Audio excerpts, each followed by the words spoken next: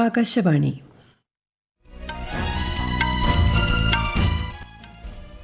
നമസ്കാരം. വാർത്തകൾ വായിക്കുന്നത് ബിന്ദു.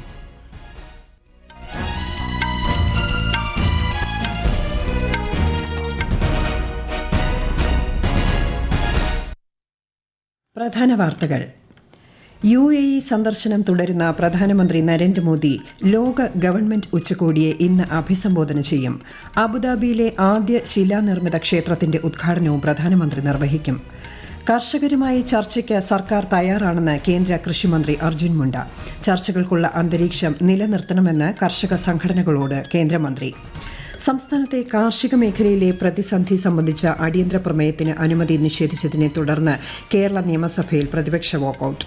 കേരളത്തിന്റെ കടമെടുപ്പ് പരിധി നിശ്ചയിച്ചതുമായി ബന്ധപ്പെട്ട് കേന്ദ്ര സംസ്ഥാന സർക്കാരുകൾ തമ്മിൽ ഇന്ന് ന്യൂഡൽഹിയിൽ ചർച്ച നടക്കും. ഇന്ത്യ ഇംഗ്ലണ്ട് ടെസ്റ്റ് ക്രിക്കറ്റ് പരമ്പരയിലെ 3ാം മത്സരം നാളെ. വാർത്തകൾ വിശദമായി. UAE സന്ദർശനം തുടരുന്ന പ്രധാനമന്ത്രി നരേന്ദ്രമോദി ഇന്ന് ലോക ഗവൺമെന്റ് ഉച്ചകോടിയെ ദുബായിൽ അഭിസംബോധന ചെയ്യും. നിർമ്മിത ബുദ്ധിയുടെ ശേഷി ഭരണനിർവഹണത്തിൽ എങ്ങനെ പ്രയോജനപ്പെടുത്താം എന്ന വിഷയത്തെ ആസ്പദമാക്കിയാണ് 3 ദിവസത്തെ ഉച്ചകോടി സംഘടിപ്പിച്ചിരിക്കുന്നത്. ഉച്ചകോടിയിൽ വിശിഷ്ട അതിഥിയായാണ് ഇന്ത്യയെ ക്ഷണിച്ചിരിക്കുന്നത്. തിങ്കളാഴ്ച ആരംഭിച്ച ഉച്ചകോടിയിൽ AI-യുടെ ദൂരവ്യാപക ഫലങ്ങളെക്കുറിച്ചുള്ള ചർച്ചകൾ തുടരുകയാണ്. അബുദാബിയിലെ ആദ്യ ശിലാനിർമ്മിത ഹിന്ദു ക്ഷേത്രമായ സ്വാമിനാരായൺ സംസ്ഥ ബാബ്സ് മന്ദിറിന്റെ ഉദ്ഘാടനവും പ്രധാനമന്ത്രി ഇന്ന് നിർവഹിക്കും. വിശദാംശങ്ങളിലേക്ക്.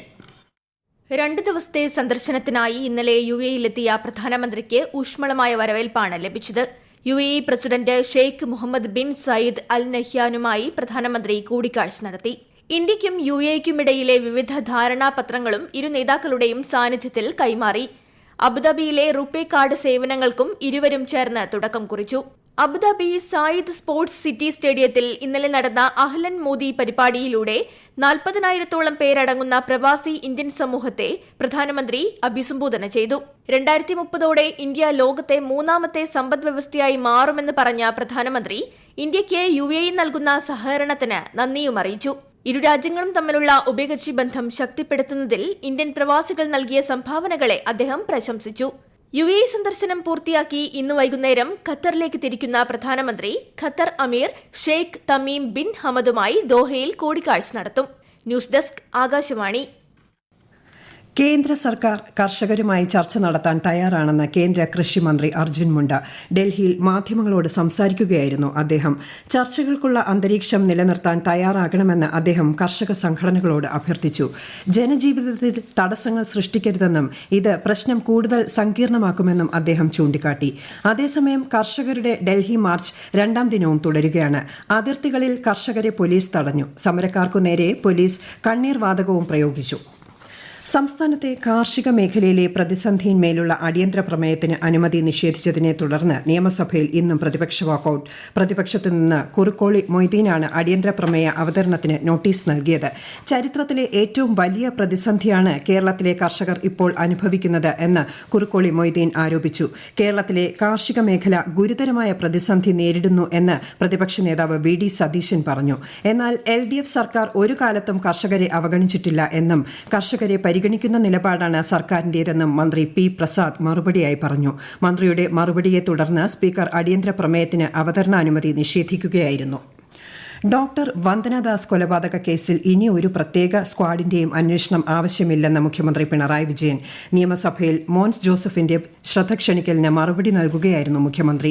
കേസിൽ ക്രൈംബ്രാഞ്ച് വ്യക്തമായ തെളിവുകളുടെ അടിസ്ഥാനത്തിൽ കാര്യക്ഷമമായും സമയബന്ധിതമായും അന്വേഷണം പൂർത്തിയാക്കിയാണ് കോടതിയിൽ കുറ്റപത്രം സമർപ്പിച്ചത്. കേസ് അന്വേഷണം തൃപ്തികരമായതുകൊണ്ടാണ് CBI അന്വേഷണം വേണമെന്ന ഹർജി ഹൈക്കോടതി തള്ളിയതെന്നും മുഖ്യമന്ത്രി പറഞ്ഞു. കേരളത്തിന്റെ കടമെടുപ്പിന് കേന്ദ്ര ഗവൺമെന്റ് പരിധി നിശ്ചയിച്ചതുമായി ബന്ധപ്പെട്ട വിഷയത്തിൽ തർക്കം പരിഹരിക്കാൻ കേന്ദ്ര സംസ്ഥാന സർക്കാരുകൾ ഇന്ന് വൈകിട്ട് ന്യൂഡൽഹിയിൽ ചർച്ച നടത്തും. സംസ്ഥാനത്തിന്റെ ഹർജി പരിഗണിച്ച സുപ്രീംകോടതി പ്രശ്നപരിഹാരത്തിന് ശ്രമിക്കാൻ നിർദ്ദേശിച്ചതനുസരിച്ചാണ് ചർച്ച. ചർച്ചയ്ക്കായി മന്ത്രി KN ബാലഗോപാലിന്റെ നേതൃത്വത്തിൽ 4-അംഗ സമിതി രൂപീകരിച്ചു. വായ്പാ പരിധി സംബന്ധിച്ച 2 കേന്ദ്ര ഉത്തരവുകൾ ഉടൻ സ്റ്റേ ചെയ്യണമെന്നാവശ്യപ്പെട്ടാണ് കേരളം സുപ്രീംകോടതിയെ സമീപിച്ചത്. ഈ വാർത്തകൾ ആകാശവാണിയിൽ നിന്ന്. ആകാശവാണി വാർത്തകളും വാർത്താധിഷ്ഠിത പരിപാടികളും all India radio news Thiruvananthapuram എന്ന യൂട്യൂബ് ചാനലിൽ ലഭ്യമാണ്. കൂടുതൽ വാർത്തകൾക്കായി @all India radio news Thiruvananthapuram എന്ന ഫേസ്ബുക്ക് പേജും @ARnews_TVM എന്ന എക്സ് ഹാൻഡിലും സന്ദർശിക്കാം. ജമ്മു കശ്മീരിലെ പുൽവാമയിൽ വീരമൃത്യു വരിച്ച ധീര ജവാന്മാർക്ക് പ്രധാനമന്ത്രി നരേന്ദ്രമോദി ആദരാഞ്ജലികൾ അർപ്പിച്ചു. രാജ്യത്തിനു വേണ്ടിയുള്ള അവരുടെ സേവനവും ത്യാഗവും എക്കാലവും സ്മരിക്കപ്പെടുമെന്ന് അദ്ദേഹം സമൂഹമാധ്യമത്തിൽ കുറിച്ചു. 2019 ഫെബ്രുവരി 14-നാണ് പുൽവാമയിൽ സേനാംഗങ്ങളുടെ വാഹന വ്യൂഹത്തിനു നേരെയുണ്ടായ ഭീകരാക്രമണത്തിൽ 40 CRPF ജവാന്മാർ വീരമൃത്യു വരിച്ചത്. രാഷ്ട്രപതി ദ്രൌപദി മുർമു ഇന്ന് രാജസ്ഥാനിലെ ബനേശ്വർ ധാമിൽ നടക്കുന്ന ലാഖ്പതി ദീദി സമ്മേളനത്തെ അഭിസംബോധന ചെയ്യും. രാജസ്ഥാൻ ഗ്രാമീണ ഉപജീവന വികസന കൌൺസിലാണ് പരിപാടി സംഘടിപ്പിക്കുന്നത്. ദുംഗർപൂർ, ബൻസ്വാര, പ്രതാപ്ഗർ, സാലുംബർ, ഉദയ്പൂർ എന്നീ ജില്ലകളിലെ സ്വയം സഹായ സംഘങ്ങളിലെ 10,000-ഓളം സ്ത്രീകൾ പരിപാടിയിൽ പങ്കെടുക്കും. വനിതാ സ്വയം സഹായ സംഘങ്ങൾ തയ്യാറാക്കുന്ന ഉൽപ്പന്നങ്ങൾ പ്രദർശിപ്പിക്കുന്ന സ്റ്റാളുകൾ ശ്രീമതി മുർമു സന്ദർശിക്കും. രാജ്യസഭാ തെരഞ്ഞെടുപ്പിനുള്ള ഒരു സ്ഥാനാർത്ഥി പട്ടിക കൂടി BJP പുറത്തിറക്കി. കേന്ദ്ര റെയിൽവേ IT മന്ത്രി അശ്വിനി വൈഷ്ണവ്, വാർത്താവിതരണ പ്രക്ഷേപണ സഹമന്ത്രി L. മുരുകൻ എന്നിവർ പട്ടികയിൽ ഉൾപ്പെട്ടിട്ടുണ്ട്. ഉമേഷ് നാഥ് മഹാരാജ്, മായ നരോലിയ, ബൻസിലാൽ ഗുർജാർ ഉൾപ്പെടെ 5 പേരുടെ പട്ടികയാണ് BJP ഇന്ന് പുറത്തിറക്കിയത്.